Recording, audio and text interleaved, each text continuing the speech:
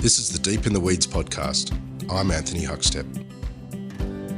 From time to time, we're going to catch up with the people who have shared their story on the show. Neil Perry was the very first guest to appear on Deep in the Weeds to discuss the devastating week the restaurant industry closed down. Today, he reopens Rockpool Bar and Grill in Sydney for the very first time since. Mate, this series started 12 weeks ago with you and me wondering what the hell just happened to our beautiful restaurant industry. We did. How are you feeling? You're going to open the doors again today? Mate, in about 15 minutes, I'm going to light the fire for the first time in 74 days. So wow. It's super exciting. The guys, we've been in cleaning and running between kind of producing, 1,500 meals a day at Hope Delivery and in Sydney and 1,000 in Melbourne and trying to clean our restaurants down and open them. So it's been a pretty insane week for us. Yeah, I mean, you've been feeding, so many people that have sort of been left out by the government, and you've been doing extraordinary things, and now you've got to open up restaurants again as well, and keep that going, mate, because the need is not waning.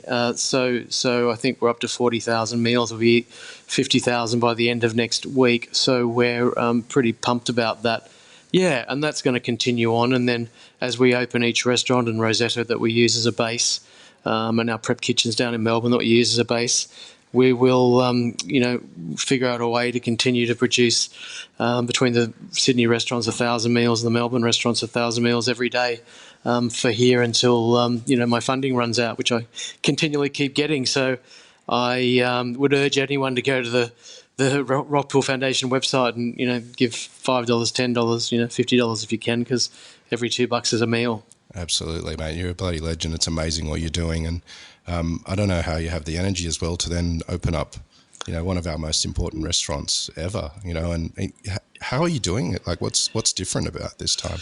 Well, mate, the energy's coming from the excitement, like the crew, to sort of tell them that they're starting, and some of them are just on JobKeeper hours and others we're standing up and they can see that the bookings are strong. So as we get into next week and the bookings stay strong, we'll start standing more and more people up and get back to something like normal. I mean, where, normal for us now is, 50 upstairs and 50 down rather than kind of 300. But, we've managed to manipulate the book to get around about 200 bookings each night this week. And we get to the end of the month and hopefully it becomes minimum 100, maybe even 4 square metres with no cap would be brilliant.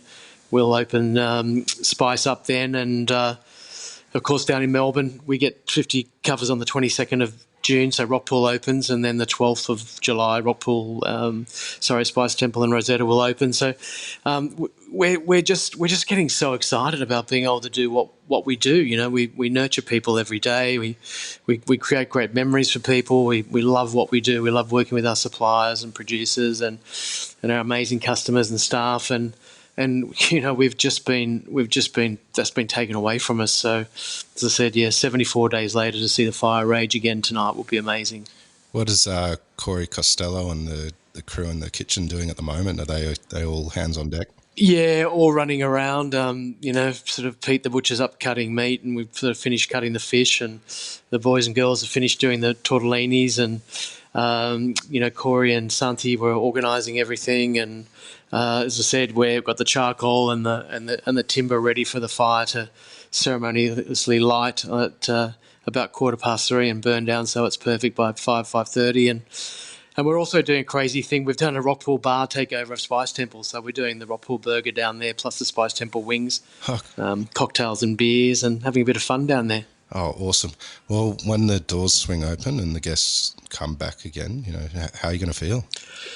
Oh, mate, look, partly relieved and incredibly excited that we can continue on with our amazing hospitality, the generosity of hospitality that we love to give.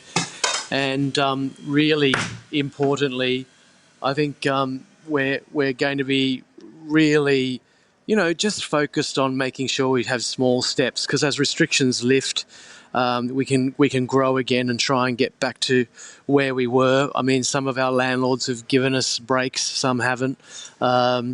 JobKeeper is great, but it ends in September. Restrictions are terrible. A lot of the smaller restaurants, I don't know how they're coping, because it really brings down the amount of people that they can do. So I think as an industry, we've just got to take it one step at a time. But I think what is amazing is people seem to want to get back out, socialise and enjoy life again. Well, mate, I know you've got a lot on your plate, and, down the track, I'd love to talk more about, this program that you have, feeding and helping all those hospitality workers that really need it at the moment. Yeah, of course, mate. That'd be awesome. But good luck tonight. I know it's a real special day for you, and we're stoked that you had a bit of time to have a chat with us. So have fun tonight, and good luck. Thanks, mate. All right, buddy. Thank you. You have a great day. See you. This is the Deep in the Weeds podcast. I'm Anthony Huckstep. Stay tuned as we share the stories of Australia's hospo community, suppliers and producers in search of hope during this pandemic. Special thanks to executive producer Rob Locke for making this all happen. Follow us on Instagram at Deep in the Weeds Podcast, or email us at podcast@deepintheweeds.com.au. Stay safe and be well.